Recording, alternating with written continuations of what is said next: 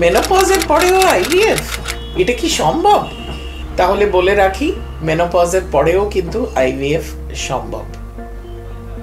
আমাদের দেশে যে আইন, ইন্ডিয়াতে যে আইন এআরটি অ্যাক্ট, তাতে বলা হয়েছে যে 50 ইয়ার্স মহিলার বয়স অবধি সে আইভিএফ করাতে পারে।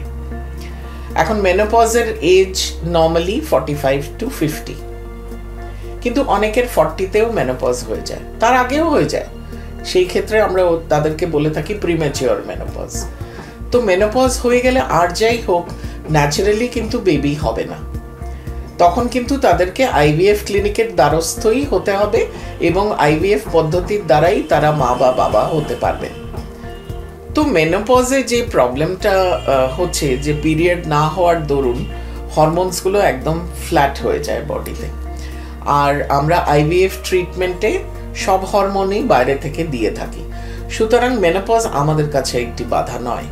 আইভিএফ ট্রিটমেন্টে আমরা যেহেতু বাইরে থেকে হরমোন দিই, মেনোপজে একটু অন্যরকমভাবে হরমোনগুলো দিতে হয় এবং আইভিএফ করা যায়।